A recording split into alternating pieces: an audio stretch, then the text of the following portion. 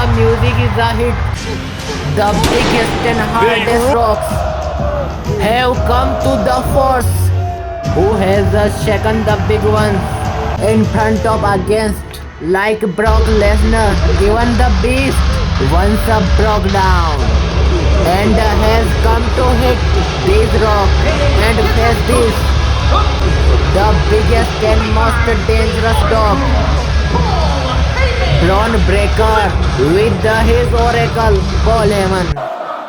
Oh, two monster, two future of WWE, Oba Femi and Braun Breaker one on one. Oba Femi appearance to be suffering heavily and Austin Theory conditions has the worsened. Then after powerbomb by Oba Femi, and here the Braun Breaker has added excitement to the match, and he ready to second spear, and now Oba Femi is down. Let's go! You watch the biggest tag team match. And Braun Breaker tags in Austin Theory. Then Austin Theory come and facing Seth freaking Rollins. Both wrestlers get set ready to fight. Wow, down to Seth freaking Rollins. Then Rollins. Now Seth Rollins confused to Austin Theory. Then bang. Come on Seth Rollins. Seth Rollins steals the Braun Breaker. Then Austin Theory attack, but missed by his kick. Austin Theory here in a panic. Then Seth Rollins counter and chops. And now ready to suplex. Then Austin Theory pulled him and slow him. And this time after headbutt. Now Seth Rollins attack with his punch. After punch by Seth freaking Rollins. Seth Rollins is having a lot of fun.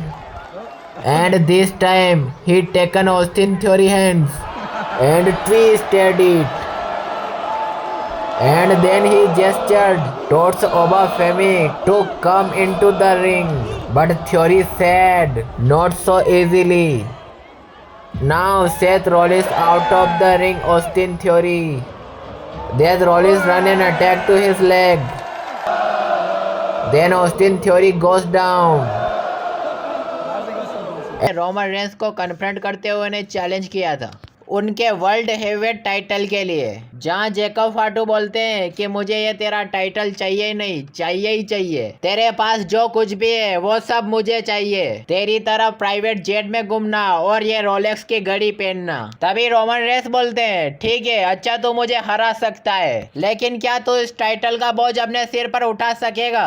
और अगर तू मुझे नहीं हरा सका तो तुझे मुझे इग्नोलेज करना पड़ेगा और मेरी टीम को ज्वाइन करना पड़ेगा। मैंने ना ही हाँ बोली है और ना ही ना। इसका हिसाब हम अगले मंडे नाइट रो में करेंगे। देखते हैं रोमन रेंस अगले मंडे नाइट रो में जेकब फाटू के साथ क्या करते हैं, या फिर जेकब फाटू रोमन को बेलते हैं, या फिर रोमन और उनकी ब्लड लाइन जेकब फाटू को बेलते हैं। देखते हैं क्या होता है। हालांकि हमारे ट्राइबल चीफ अपने पुराने वर्जन में वापिस आ चुके हैं। सबसे पहले वो अपना टाइटल वापिस लाए, उसके साथ फिर अपने भाई जे जिमी और अपनी ब्लड लाइन को भी वापिस लाए, और एंट्री भी अपने पुराने वाले हेड ऑफ द टेबल वाले थीम सॉन्ग के साथ हुई है, और आउटफिट भी वो पुराने वाली ही है, व्हाइट टी शर्ट। हमें एक बार फिर से वही ब्लड लाइन वाला पुराना ड्रामा देखने को मिलेगा जो हमें पहले देखने को मिलता था। वही इस बार रोमन रेंस के लिए काफी तगड़े और खतरनाक अपोनेंट भी तैयार है। वही रोमन रेंस के अगले अपोनेंट की बात करें तो वो हो सकते हैं हमारे ओबा फेमी, जो कि हाल ही में हमारे बीस्ट इनकार्नेट ब्रॉक लेसनर को रिटायर करके आए हैं, और ये अपॉर्चुनिटी खुद ब्रॉक लेसनर ने ओबा फेमी को दी थी। ब्रॉक लेसनर खुद चाहते थे कि वो ओबा फेमी से रिटायर हो, क्योंकि ओबाफेमी में एक अगला ब्रॉक लेसनर दिखता है, सबसे खतरनाक वाला मोस्टर। वही अब इनका अगला मुकाबला रोमन रेंस के साथ होने वाला है समर स्लैम में। वही दोनों विपक्षियों ने एक दूसरे को चैलेंज कर दिया है अपने मैच के लिए।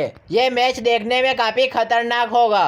वही अगले चैलेंजर्स की बात करें तो वो है ब्रॉन ब्रेकर। वही इस मैच का एडवांटेज ये है कि रोमन रेंस के पास अब वर्ल्ड हेवीवेट टाइटल आ चुका है। वही रोमन रेंस और ब्रॉन ब्रेकर का अभी तक कोई सिंगल मैच नहीं हुआ है। वही इस मैच में ब्रॉन ब्रेकर के जीतने के भी काफी चांसेस हो सकते हैं, क्योंकि काफी दिनों से Bron Breakker world heavyweight title की रेस में है और वह पिछली बार भी सीएम पंक से ये सैटरडे नाइट मेन इवेंट में हार चुके थे और ये उनकी हार्ट ब्रेकिंग लॉस थी। इसी वजह से उनका रोमन रेंस को हराने का चांसेस बनता है एक वर्ल्ड हेवीवेट टाइटल मैच में। ये ब्रॉन ब्रेकर के साथ एक तगड़ा अपॉर्चुनिटी हो सकता है, एक खतरनाक मौका हो सकता है। देखते हैं क्या होता है ब्रॉन ब्रेकर के साथ। तो रोमन रेंस ने रॉयल रंबल जीतते ही सीएम पंक को अपना निशाना बना लिया है रेसलमेनिया 42 के लिए। सबसे पहले रोमन रेंस आते हैं और पूरी ऑडियंस रोमन रेंस वाले चैंट लगाना शुरू कर देती है। फिर रोमन रेंस बोलते हैं जो मैंने कहा था वो मैंने करके दिखाया है और अब मेरे पास दो ऑप्शन है, पहला है ड्रू मैकिंटायर और दूसरा है सीएम पंक। और सीएम पंक का नाम सुनते ही सारी ऑडियंस सीएम पंक के चैंट लगाना शुरू कर देती है। तभी पंक भी आ ही जाता है और फिर ये आते ही अपनी फालतू की बकवास शुरू कर देता है कि रोमन मुझे पता है तो मुझे ही चूज करेगा क्योंकि मैं एक स्ट्रॉन्ग आदमी हूँ और ड्रू मैकिंटायर को तो तू आसानी से हरा देगा, कोई बात नहीं तू मुझे ही चुन ले क्योंकि मैंने कई बार ड्रू मैकिंटायर को हराया है। और ये सुनकर रोमन रेंस की भी हंसी निकल जाती है।